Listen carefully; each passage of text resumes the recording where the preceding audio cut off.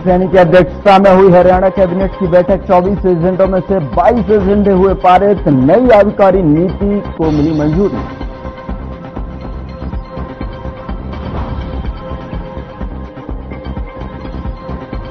हरियाणा में 6 आईएएस अधिकारियों के तबादले। हरियाणा सरकार ने जारी किया आदेश। अवनीत पी कुमार को मिला सिविल एविएशन विभाग के कमिश्नर का अतिरिक्त प्रभार। इनेलो ने पंजाब के पानी बंद करने का विरोध किया और सड़कों पर कार्यकर्ताओं ने मोर्चा खोला। महिलाओं ने मटका फोड़कर किया प्रदर्शन।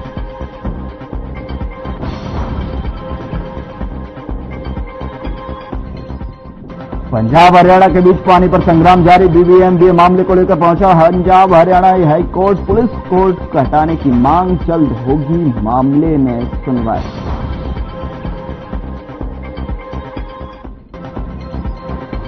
रेवाड़ी सीआईए ने सुलझाई सौरभ हत्याकांड की गुत्थी। 2 दोस्तों ने किया था वारदात को अंजाम। शराब पिलाने के बाद गले दबाकर की थी हत्या।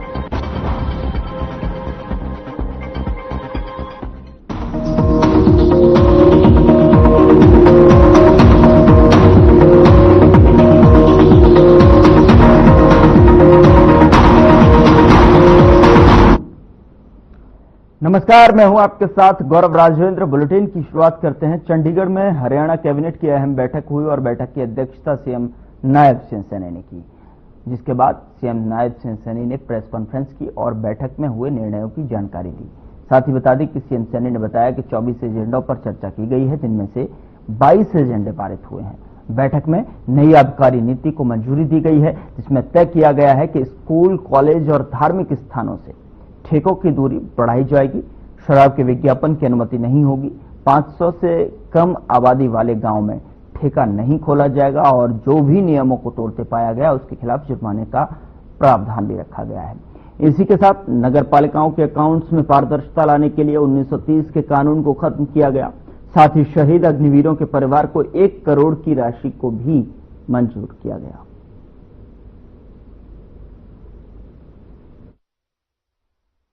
मंत्रिमंडल के अंदर आज हमारी आबकारी नीति को भी जो 2025-26 उसको भी मंजूरी मिली है। इसमें 2400 दुकानें वो आवंटित होंगी। 1200 जोन इसके अंदर बने हैं। दुकानों की संख्या में जो पिछले वर्ष थे उतना ही रखा गया है, उसमें कोई बदलाव नहीं किया गया। जो बदलाव हुए हैं उसके बारे में मैं बताना चाहता हूं। हमने ये अब की बार निर्णय किया है, जो बस स्टैंड है, स्कूल है, कॉलेज है, धार्मिक स्थल है, इनसे जो शराब के ठेके हैं उसकी दूरी पहले वो 75 मीटर थी, अब उसको बढ़ा करके 150 मीटर कर दिया है। उसकी दूरी बढ़ा दी है।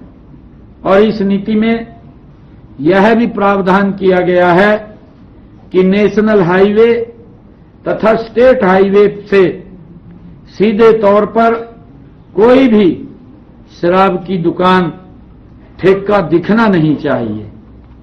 न ही उनका नेशनल हाईवे, स्टेट हाईवे से सीधा संपर्क होना चाहिए। इसी प्रकार दुकानों को लाइसेंस, इस प्रकार की दुकानों को लाइसेंस नहीं दिया जाएगा। नेशनल हाईवे, स्टेट हाईवे से उचित दूरी पर स्थापित ठेकों, शराब की दुकानों को किसी भी प्रकार का कोई विज्ञापन या साइन बोर्ड लगाने की अनुमति भी नहीं दी गई है। यदि ऐसी कोई विज्ञापन या साइन बोर्ड किसी भी जोन में पाया जाता है तो पहली बार उसके ऊपर 1 लाख रुपए जुर्माना, दूसरी बार 2 लाख रुपए जुर्माना और तीसरी बार में 3 लाख रुपए जुर्माना। अगर उसके बाद भी कहीं पाया जाता है तो उसका लाइसेंस भी रद्द कर दिया जाएगा। और इस नीति में यह भी प्रावधान किया गया है कि 500 से कम गांव में ठेका नहीं खोला जाएगा। इस प्रावधान से अब लगभग 700 से ज्यादा गांव में 152 ठेके बंद हो जाएंगे। ये भी मंत्रिमंडल ने आज इस को निर्णय दिया है। नई नीति में आहता खोलने के लिए गुरुग्राम में लाइसेंस फीस का 4%, सोनीपत पंचकुला में लाइसेंस फीस का 3%, गुरुग्राम और फरीदाबाद में 4%, सोनीपत पंचकुला में लाइसेंस फीस का 3%, बाकी जिलों में लाइसेंस फीस का 1% राशि देकर वह ट्रेवल्स खोल सकता है। पुरानी नीति में आहता के लिए एरिया की कोई सीमा नहीं थी, जबकि इस नीति में अब आहते के लिए 1000 स्क्वायर मीटर एरिया निर्धारित किया गया है।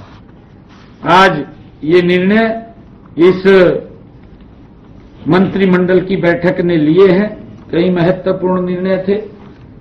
आज इन सब निर्णयों को आज मंजूरी दी गई है। बहुत बहुत धन्यवाद।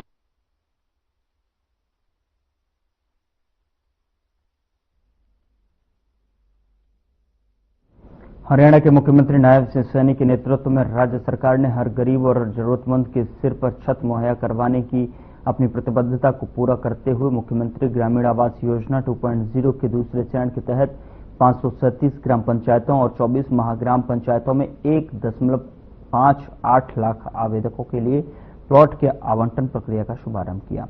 बता दें कि हरियाणा सिविल सचिवालय में आयोजित कार्यक्रम में मुख्यमंत्री नायब सिंह सैनी ने कहा कि वर्तमान सरकार ने अपने संकल्प पत्र में वादा किया था कि प्रदेश में शहरों और गांवों में गरीब परिवारों को आवास उपलब्ध कराए जाएंगे। हमारी डबल इंजन की सरकार लगातार इस दिशा में कदम बढ़ा रही है।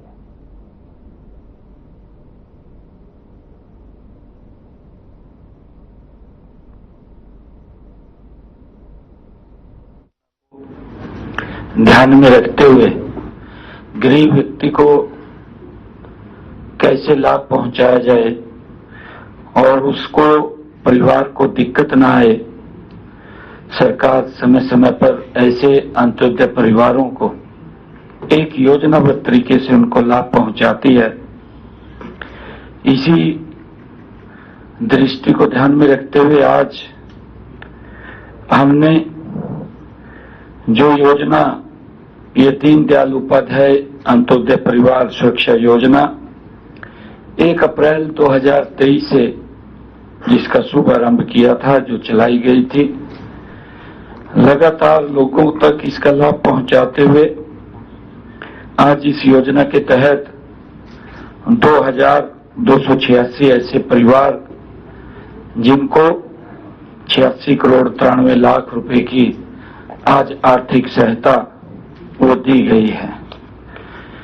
ये लाभ क्योंकि परिवार के अंदर कोई प्रिंसिपल जो व्यक्ति है, जो कमाने वाला है, दुर्घटना का शिकार हो जाता है, परिवार के ऊपर एक दुखों का पहाड़ टूट जाता है, सरकार उसके साथ खड़ी होकर के परिवार को पीछे लाभ देने का काम करती है।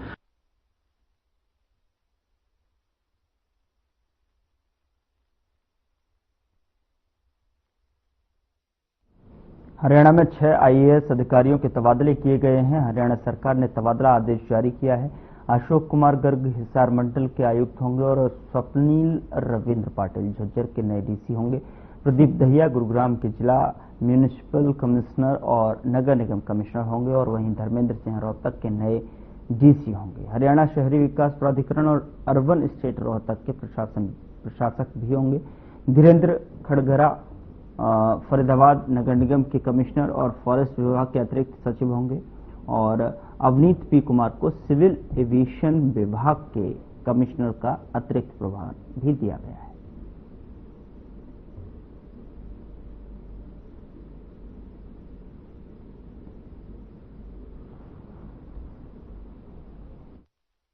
WHO को मलेरिया फ्री जिला के लिए नेशनल सर्टिफिकेशन का आवेदन करने वाला कुरुक्षेत्र प्रदेश का पहला जिला होगा। बता दें कि प्रशासन और स्वास्थ्य विभाग के प्रयासों से जिले में 2021 से अब तक मलेरिया का कोई केस सामने नहीं आया है, जिसको देखते हुए इस बार WHO को मलेरिया फ्री जिला के लिए नेशनल सर्टिफिकेशन का आवेदन किया जाएगा। अतिरिक्त उपायुक्त सोनू भट्ट सोमवार को लघु सचिवालय के सभागार में स्वास्थ्य विभाग की तरफ से आयोजित जिला स्तरीय मलेरिया वर्किंग कमेटी की बैठक को संबोधित कर रहे थे। विभिन्न विभागों के अधिकारियों को मलेरिया की रोकथाम को लेकर किए जाने वाले कार्यों को समयबद्ध तरीके से पूरा करने के निर्देश दिए गए हैं। उन्होंने कहा कि केंद्रीय स्वास्थ्य और परिवार कल्याण मंत्रालय की तरफ से 2030 तक पूरे देश से मलेरिया खत्म करने के लिए फरवरी 2016 से मलेरिया उन्मूलन के लिए राष्ट्रीय फ्रेमवर्क शुरू किया गया था और जिसके तहत काम करते हुए जिला की टीम ने मलेरिया की रोकथाम के लिए काम किया है। बात करेंगे तो हमारे स्टेट हमें एडीसी क्षेत्रा की अध्यक्षता में district level malaria working committee की मीटिंग ली गई, जिसमें स्वास्थ्य विभाग और अन्य डिपार्टमेंट्स जैसे कि WCD, education department, irrigation department, public health department, fishery department, animal husbandry departments ने पार्टिसिपेट किया। मैं इस मीटिंग में बताना चाहूंगा कि इसमें ये जो हर साल मीटिंग होती है सीजन जब भी मलेरिया सीजन शुरू होता है, और इसमें सभी मेनली हेल्थ डिपार्टमेंट का और दूसरे स्टेक होल्डर डिपार्टमेंट जैसे अर्बन लोकल बॉडीज और दूसरे डिपार्टमेंट जो मैंने बताए, उन सब का रोल होता है मलेरिया को स्प्रेड होने से बचाने। केंद्रीय मंत्री मनोहर लाल के 71वें जन्मदिन के अवसर पर उपमंडल पेहोवा के रामलीला भवन में रक्तदान शिविर लगाया गया और इस मौके पर मुख्यमंत्री के मीडिया सचिव प्रवीण अत्री ने बतौर मुख्य अतिथि शिरकत की और पूर्व मुख्यमंत्री केंद्रीय मंत्री मनोहर लाल को जन्मदिवस की हार्दिक शुभकामनाएं दी। इस दौरान मुख्यमंत्री के मीडिया सचिव प्रवीण अत्री ने कहा कि मनोहर लाल का नाम प्रदेश के सर्वश्रेष्ठ मुख्यमंत्रियों में आता है। प्रदेश की राजनीति में युवा वर्ग के लिए बिना खर्ची बिना पर्ची के रोजगार देना सबसे बड़ी उपलब्धि में है। पहले के मुख्यमंत्री एक क्षेत्र तक सीमित रहते थे, लेकिन मनोहर लाल ने प्रदेश के हर क्षेत्र में सबका साथ सबका विकास के तहत कार्य किया। साथ ही उन्होंने कहा कि मनोहर लाल का नाम और नारा हरियाणा एक हरियाणवी एक रहा है।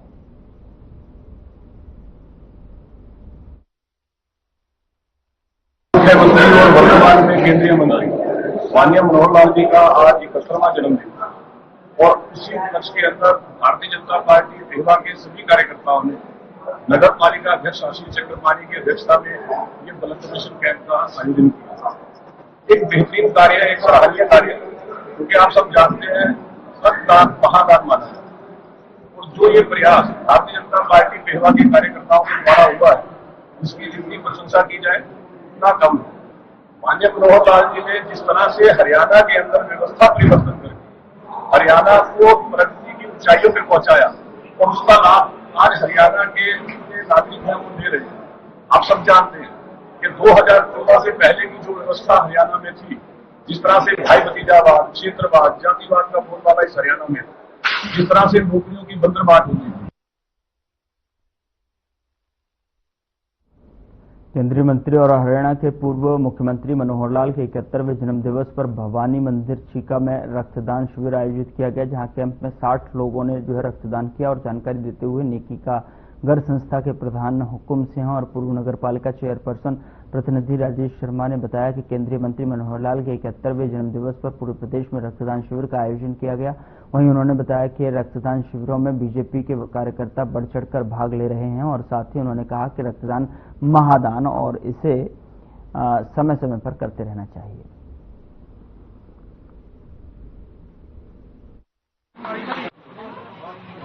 जो रक्तदान कैंप लगाया गया है भवानी मंदिर चीका में लगाया गया। ये नेकी का घर संस्था और भवानी मंदिर की जो संस्था है कमेटी है, दोनों ने मिलकर लगाया गया है। और ये कैंप पूरा तो हमारे जो हरियाणा के मुख्यमंत्री रहे अपना मनोहर लाल जी, उनके जन्मदिन दिवस के उपलक्ष्य में लगाया गया है। और आज जो लोगों ने बढ़ चढ़ के ब्लड रक्तदान किया, इसमें आज लगभग 60 के करीब रक्तदान लोग कर चुके हैं। हमारे पूर्व में मुख्यमंत्री रहे और वर्तमान में केंद्रीय मंत्री श्री मनोहर लाल जी का 71वां जन्मदिन है। इस जन्मदिन पर हमारे शहर की 2 संस्थाएं श्री भवानी मंदिर चीका व नेकी के घर द्वारा संयुक्त रूप से ये मनोहर रक्तदान कैंप लगाया गया था। इसमें कैथल से रेड क्रॉस की टीम आई थी, उनका भी काफी सहयोग रहा और 50-60 के लगभग रक्तदानियों ने रक्तदान दे दिया है और अभी भी कैंप चला हुआ है। और पूरे हरियाणा प्रदेश में आज हमारे केंद्रीय मंत्री मनोहर लाल जी के जन्मदिन पर पूरे हरियाणा प्रदेश में हर विधानसभा में, हर शहर में रक्तदान कैंप लगाए जा रहे हैं, क्योंकि उन्होंने अपने कार्यकाल के दौरान बिना खर्ची, बिना पर्ची युवाओं को, हजारों युवाओं को नौकरी दी। गरीब से गरीब परिवार का बच्चा लगा। आज पूरे युवाओं में इस बात को लेकर खुशी थी और सभी संस्थाओं द्वारा भी ये रक्तदान शिविर हर स्थान पर लगाए गए। आदरणीय पूर्व हमारे मुख्यमंत्री श्री मनोहर लाल जी का जन्मोत्सव है, उनका जन्मदिन है, 71वां उनका जन्मदिन है। पूरे हरियाणा में उनके जन्मदिन के उपलक्ष्य में रक्तदान शिविर लगाए जा रहे हैं। माननीय पूर्व मुख्यमंत्री मनोहर लाल जी ने हरियाणा में बहुत सौगातें दी, जिनसे आज हमारा हरियाणा एक प्रगति के पथ पर चला हुआ है। आज उनका जो जन्मदिन है पूरे हरियाणा में बड़े हर्षोल्लास के साथ मनाया जा रहा है और उसी उपलक्ष्य में आज भवानी मंदिर में रक्तदान शिविर लगाया है और यहाँ पर अभी तक लगभग 60+ रक्तदान दाताओं ने यहाँ पर रक्तदान किया है।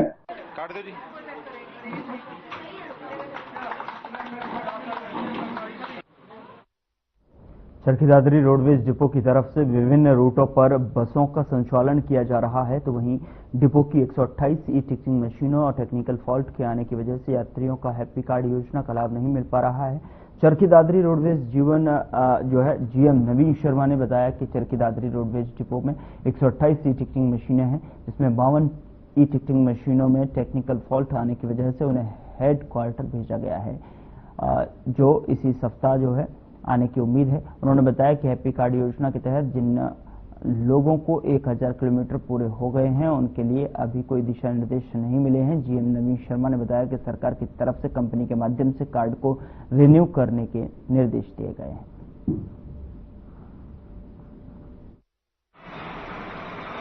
ई टिकटिंग मशीनें टोटल 128 हमारे पास हैं, जिनमें से 52 कुछ टेक्निकल रीजन की वजह से वो फॉल्ट आ गया था। वो हमने हेड ऑफिस जो कंपनी कंसर्न है उसके पास रिपेयर के लिए भेज दी थी। और अब मेरी बात भी हुई थी जो डायरेक्टर हैं ई टिकटिंग के, वो जल्दी ही शायद इस वीक में, हफ्ते में सभी मशीनें हमारे पास आ जाएंगी। जहां तक जो कार्ड पुराने थे जिनके 1000 किलोमीटर पूरे हो चुके हैं, उसके बारे में हमारे पास डायरेक्शन नहीं आई है, लेकिन पता लग गया है भी उनके कंपनी गवर्नमेंट की जो डायरेक्शन है डायरेक्टली उनके पास गई है और वो वहां से उसको एक्सटेंड कर रहे हैं। और जहां तक नए कार्ड आने की बात है, नए कार्ड अभी तक हमारे पास नहीं आए हैं। जो भी अप्लाई किए हुए हैं वो हमारे पास वहां से मैसेज आ जाता है और कंसर्न एप्लीकेंट के पास भी मैसेज आता है, तो अभी हमारे पास आए नहीं है। आते ही हम डिस्ट्रीब्यूट करना शुरू कर देंगे।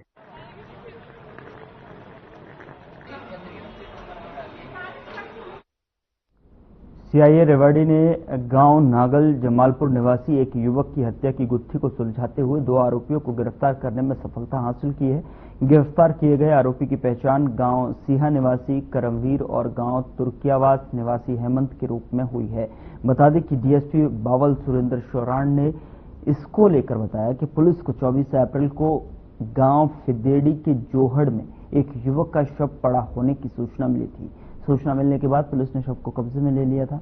मौके पर सीन ऑफ क्राइम की टीम को बुलाया गया।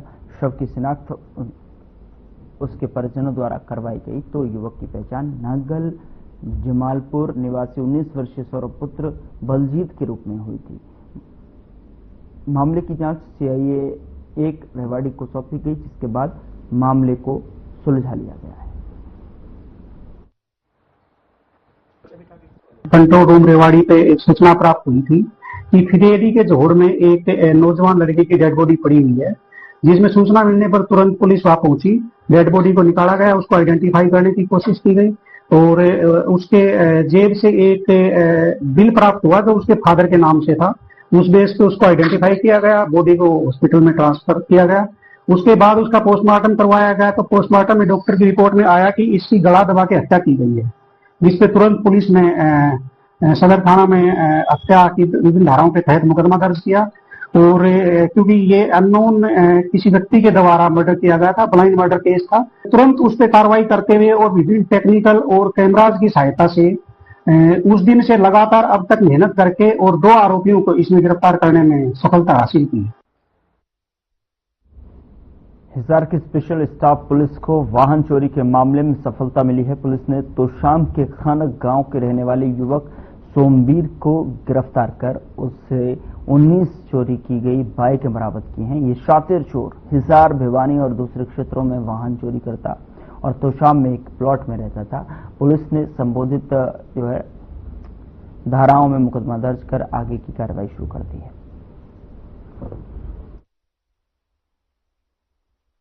शाम लाडवा रोड पर बाइक चेकिंग के लिए गए हुए थे, तो उनको एक बाइक बिना नंबर प्लेट के आती हुई दिखाई दी। उन्हें रोक कर उससे पूछताछ की तो उसने बताया कि ये बाइक मैंने सिटी थाने के एरिया से चोरी की थी।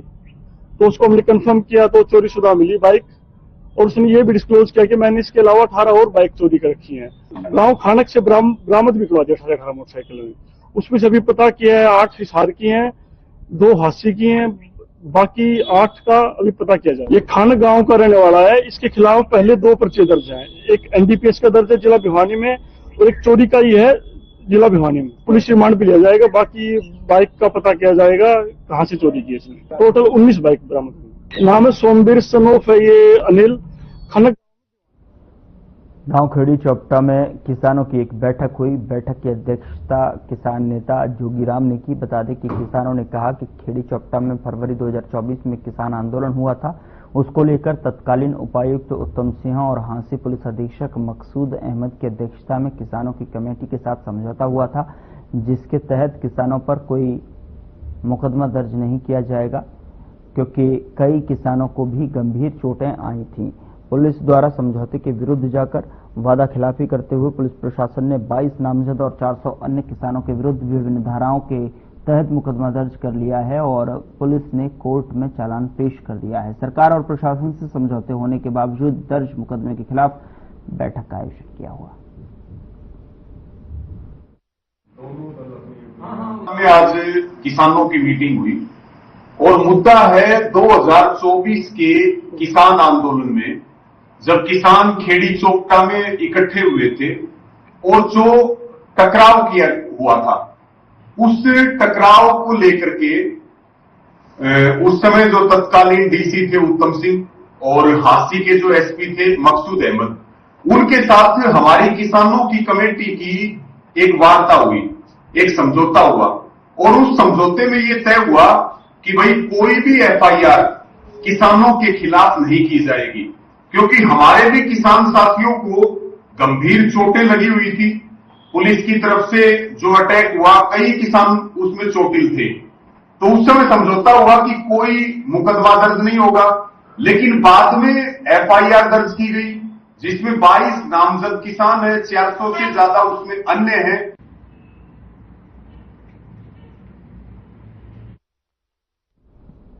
बुलेटिन में मेरे साथ इतना ही, पर अब वक्त हो चला है डॉक्टर राकेश गुप्ता के साथ हमारे खास कार्यक्रम प्लस माइनस का।